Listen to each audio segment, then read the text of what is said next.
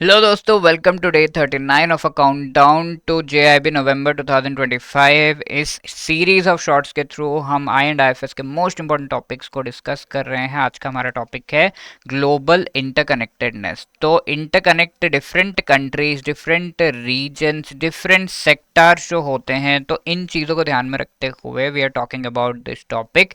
Mainly दो तरह का इंटरकनेक्टेडनेस इंडिया के अंदर अगर हम देखें तो डिफरेंट सेक्टर्स के इंटरकनेक्टेडनेस से बैंक्स में इंश्योरेंस पॉलिसीज बिकते हैं, तो बैंक एश्योरेंस का यहाँ पर जो प्रोसेस है उसके through banking and insurance sector के इंटरकनेक्टेडनेस हमें देखने को मिलती है। अब ग्लोबली अगर हम देखें तो इंडिया का जो बैंकिंग सिस्टम है वो bank of international settlement (BIS) का पार्ट है। ऑल्सो वेरियस सेंट्रल बैंक्स का लिंकेज है, IMF के थ्रू वो लिंक्ड है। तो डिफरेंट कंट्रीज के जो बैंकिंग सिस्टम्स है, बैंकिंग सेक्टर है, वो लिंक्ड है। तो that is a global interconnectedness. अब इसके कई सारे पॉजिटिव एस्पेक्ट्स हैं, नेगेटिव एस्पेक्ट्स भी हैं।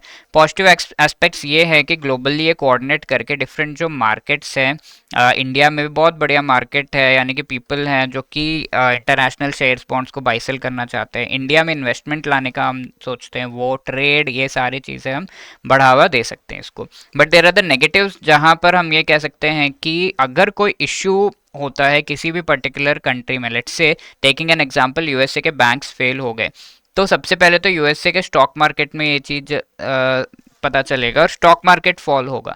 अब इस स्टॉक मार्केट से इंडिया का जो स्टॉक मार्केट है, लेट्स से, वहां पर ये इन्फॉर्मेशन आएगी एंड ये स्टॉक मार्केट फेल होगा, क्योंकि पीपल का थॉट जो है पेसिमिस्टिक हो जाता है कि भाई यूएसए के ही बैंक फेल हो रहे हैं तो इंडिया का क्या हाल होगा। तो हम अपने पैसे जो निकालना शुरू करते हैं, अपने शेयर्स बॉन्ड्स में जितना भी मिल रहा है वो निकाल लो, तो ऐसा। तो इंफॉर्मेशन चैनल के थ्रू आपका सबसे पहले जो डैमेज है वो होता है।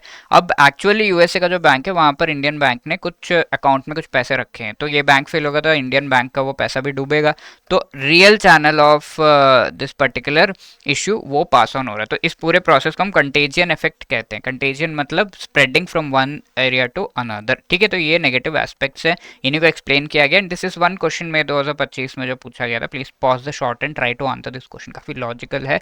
आई होप इस डिस्कशन आप आंसर कर पाएंगे। ये पिछले सेशन में पूछा हुआ, पिछले शॉर्ट में पूछा हुआ क्वेश्चन है, high level committee on balance of payment किसके अंडर है? Doctor C Rangarajan. So C is the right answer over here. Wishing you all the best. Thank you.